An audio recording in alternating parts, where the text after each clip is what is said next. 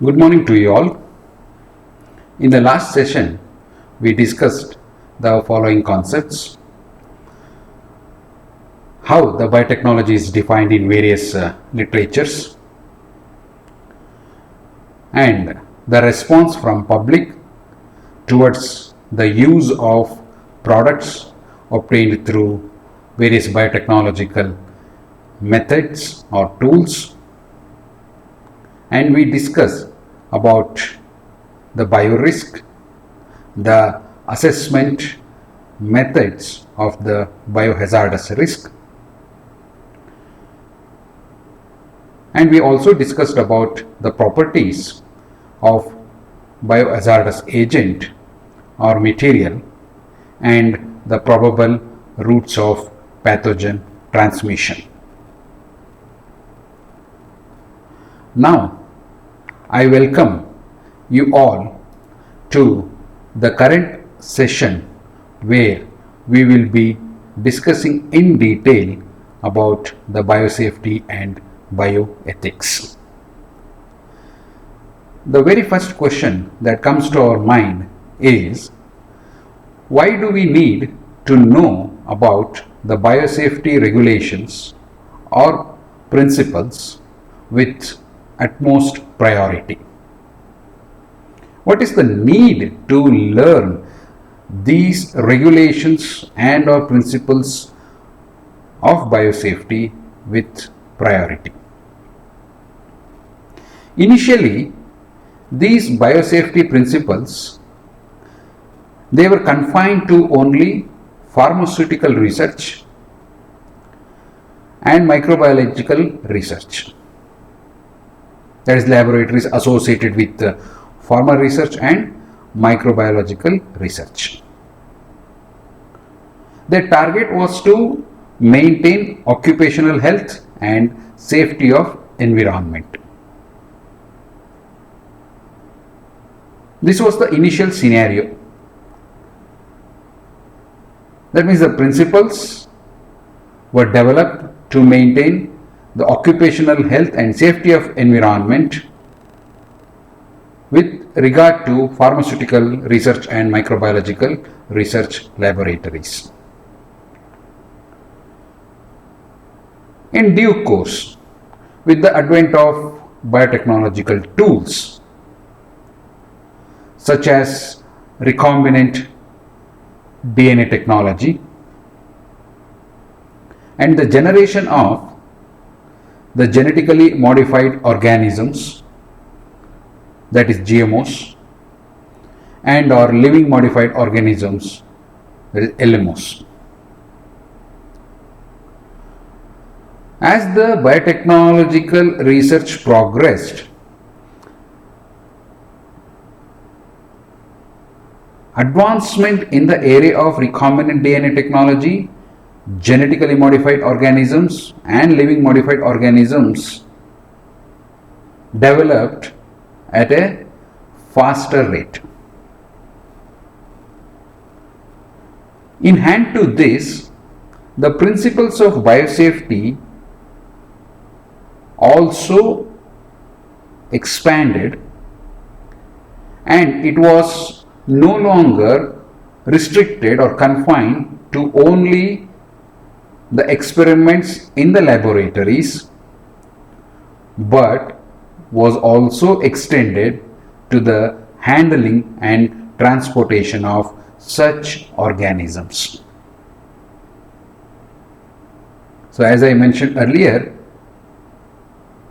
initially it was with respect to maintain occupational health and safety of environment in the laboratories. Now it was expanded, and the principles have also been extended to the handling and transportation of such organisms. In 1976, National Institute of Health, that is NIH, it issues a primary guideline for rDNA technology based products. Now, what does this primary guidelines speak about? It says contained handling of any recombinant organism.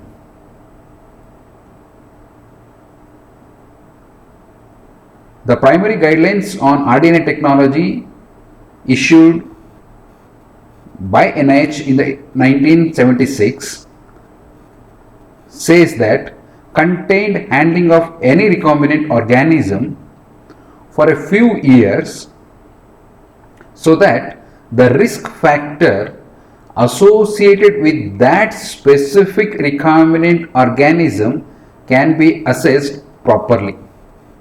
So, in other words, you have to handle the recombinant organism in a very contained method for a few years, and then probably it will be easy or accurate in terms of assessing the risk factor associated with that recombinant organism. Later, these guidelines, they become the first worldwide acceptable guidelines, which went on for publication in the year 1986 of the Organization and Economic Cooperation and Development, abbreviated as OECD. And these guidelines were published as Recombinant DNA Safety Considerations. You can call it as Blue Book. They have termed it as Blue Book, which speaks about Recombinant DNA Safety Considerations, OECD, in the year 1986. The publications laid out the first international safety guidelines for the use of recombinant organisms in agriculture, industry, and environment. So it all started in the year 1976, and the world accepted the guidelines on the safe use of recombinant organisms in the year 1986. The book which contains these guidelines is referred to as the Blue Book, specifically for recombinant DNA safety considerations. In summary, biosafety is all about the applications of safety principles. What we have to remember over here is we are speaking about the principles which govern the safety of individuals or any organism under the purview of research using biotechnological methods or tools. So, it is all about application of safety principles to laboratory practices in which potentially hazardous biological material or organisms are manipulated or handled. Whether you are manipulating or handling any potentially hazardous biological material or organisms under the supervised laboratory conditions. So what are the set safety principles that has to be followed? That is biosafety. You can have another definition. Biosafety is the regulations to handle the perceived risks of GMOs released into the environment. So what are the probable risks because of release of GMOs into the environment? So any regulations that is capable enough to handle the perceived risks of GMOs released into the environment, including their possible adverse impact on human health or biological diversity. So, essentially, it is about the safety principles and assessing the possible adverse impact on human health and or biological diversity. With this background, if we start understanding the biosafety in detail, it refers to the efforts to protect the environment, including human and animal health. The protection is against what? The protection is from the possible adverse effects of the GMOs and products of GMOs derived using the modern biotechnological tools. So it is essentially an effort to protect the human and animal health from the adverse effects of the GMOs and the products of the GMOs. Second thing is safe laboratory practices. Biosafety do refer to the use of safe laboratory practices and procedures. It also refers to proper use of containment equipment and facilities. Equally important.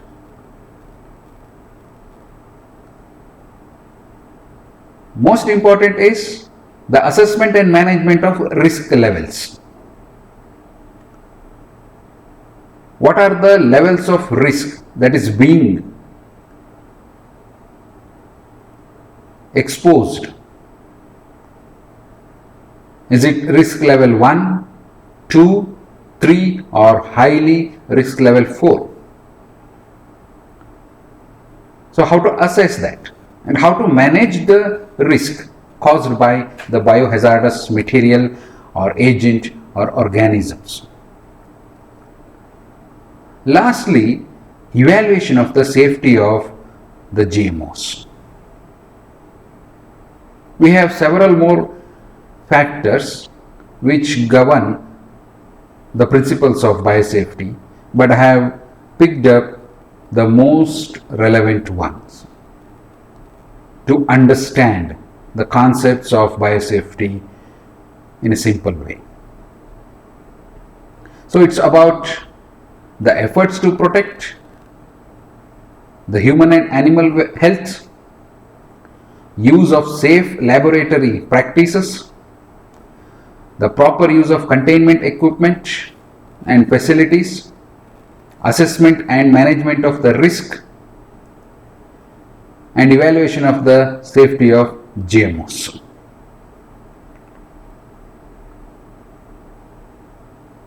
Since there are various levels of risk, the levels of biosafety measures, whatever we adopt, depend on the levels of risk. I'll speak about the levels of risk in detail in the coming slides. So the levels of biosafety measures that has to be adopted or to be practiced depend on the levels of the risk. So the analysis of risks associated with handling of hazardous biological materials is very much important. So analysis of the risk becomes very much important when we are handling any biological material which is posed as hazardous, that is biohazardous. So the level of risk, analysis of the level of risk is the basis for the level of biosafety measures to be practiced. If you just look at the structure of risk analysis, we have three components. First one is risk assessment. It's purely science based, that is research based. And second one is risk management, that is policy based. And the third one is risk communication. It's all about exchange of information and opinions concerning the risks. All three are integrated. In the risk analysis, risk assessment, risk management, risk communication are all required. Risk assessment is science based, risk management is policy based, and risk communication speaks about exchange of information and opinions concerning the risks. We'll just try to understand a little more about each one of them. Number one is the risk assessment. It includes the study of the attributes of the organism under study or involved. Not always an organism, maybe a nutrient. So what are the attributes of the nutrient or the organism involved? So the studies related to attributes of the organism or a nutrient involved forms the first factor for risk assessment. Second factor is its intended use. Say for example, if the recombinant DNA is to be made, that is recombinant DNA organism is to be made, then its initial trials have to be carried out under controlled conditions. So essentially we are speaking about the application. So its intended use, that becomes the second factor of risk assessment. Third factor is the characteristics of the area where the work is done. So all these three factors, or the study of these three factors, forms the data for risk assessment. Second, we have risk management, that is policy based.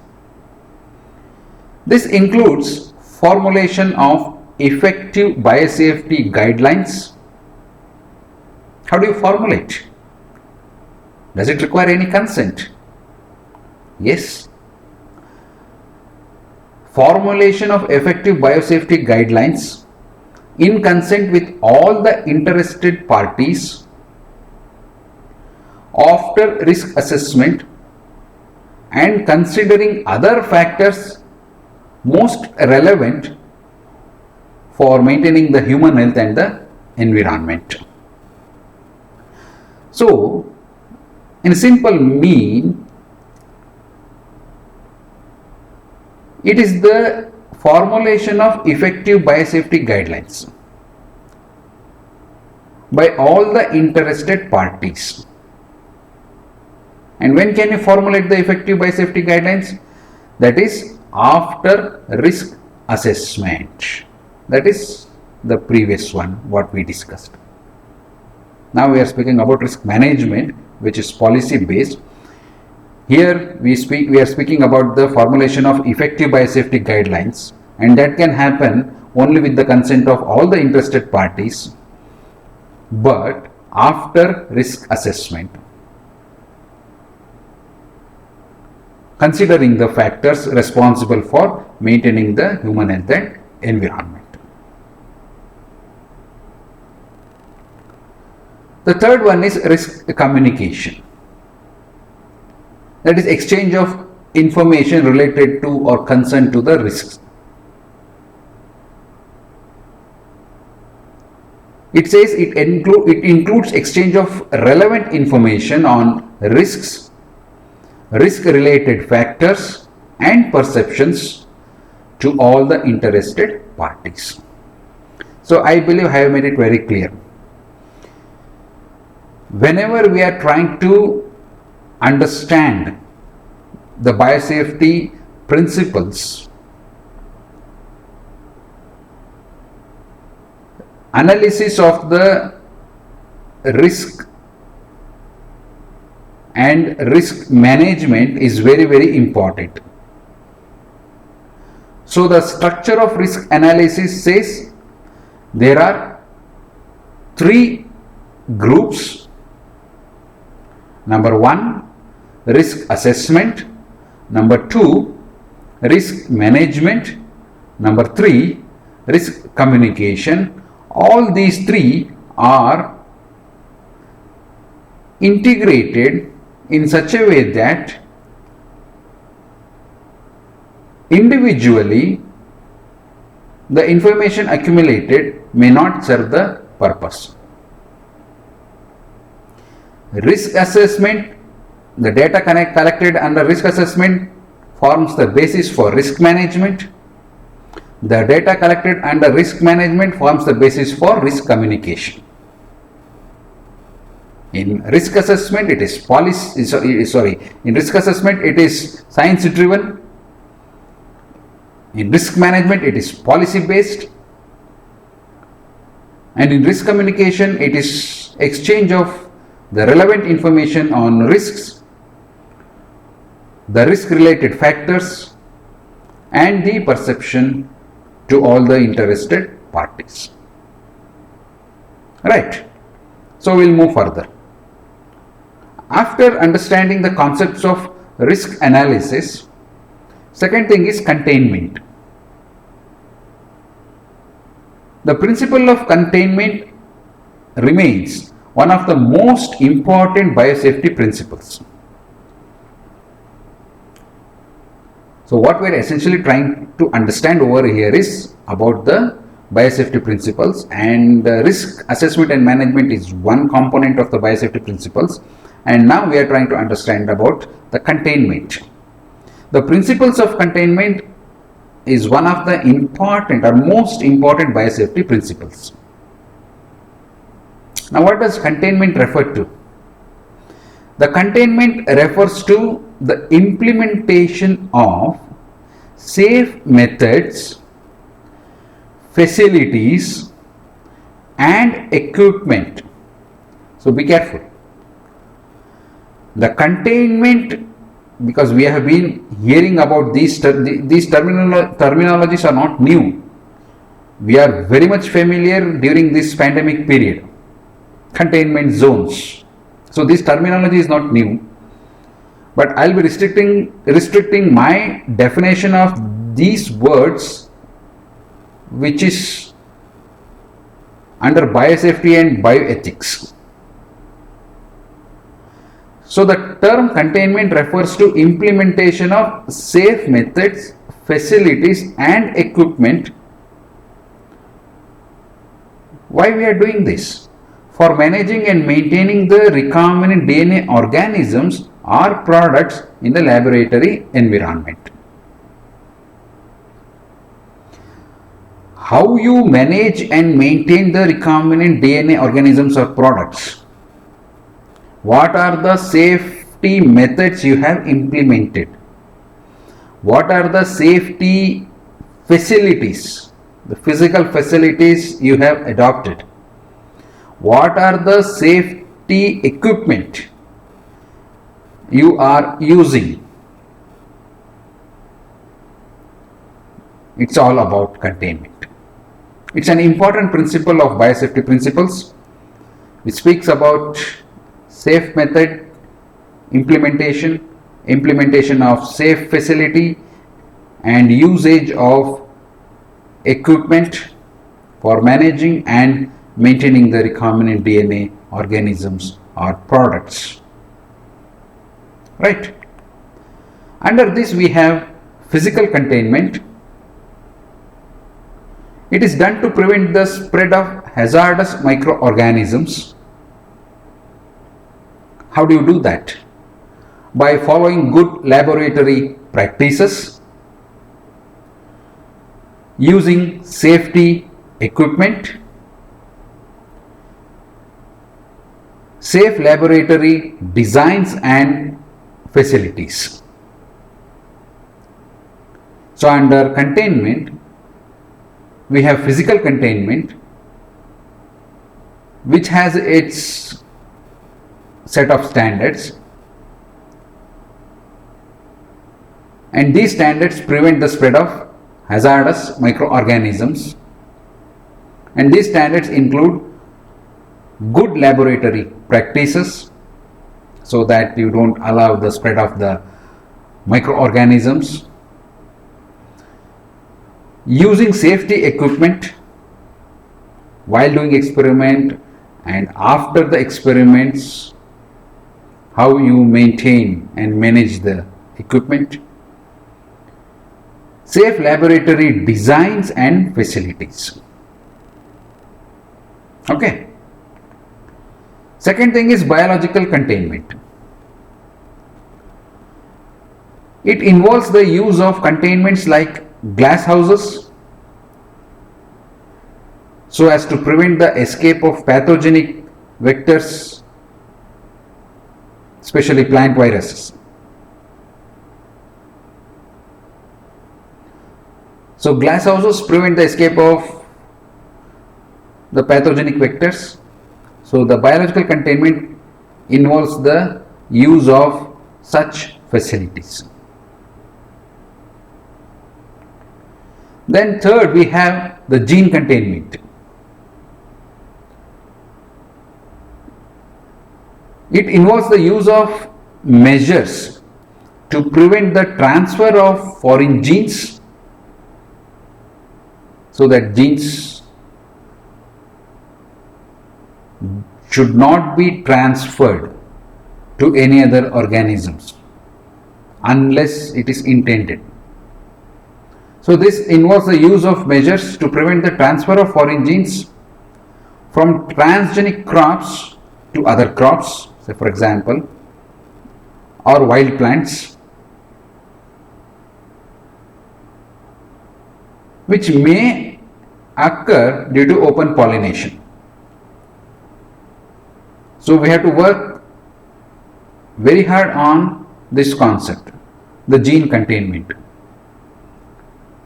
You have to have the measures to prevent the transfer of genes, that is foreign genes, from the transgenic crops to other crops due to open pollination. So under containment, we studied about the physical containment, the biological containment, and the gene containment. Right? So moving further, there are several levels of biosafety. We call it as biosafety levels, abbreviated as BSLs, because we are speaking about managing and maintaining the GMOs, that is biohazardous agent, organism or material, and we are speaking about biosafety principles, how to contain the spread of the hazardous microorganisms or agents or materials. The biosafety levels are very much important. What levels of biosafety measures has to be taken, and that is decided upon the level of risk perceived to be associated with the biological material that is being used. Used in the sense handled or manipulated. Okay. So the biosafety levels to be adopted are decided depending upon the levels of risk perceived to be associated with biologically harmful material. Right? So with this information, I'll end up my today's session. In the next session, we will discuss in detail about the different levels of biosafety and also move further in understanding the principles of biosafety and bioethics. So thank you one and all.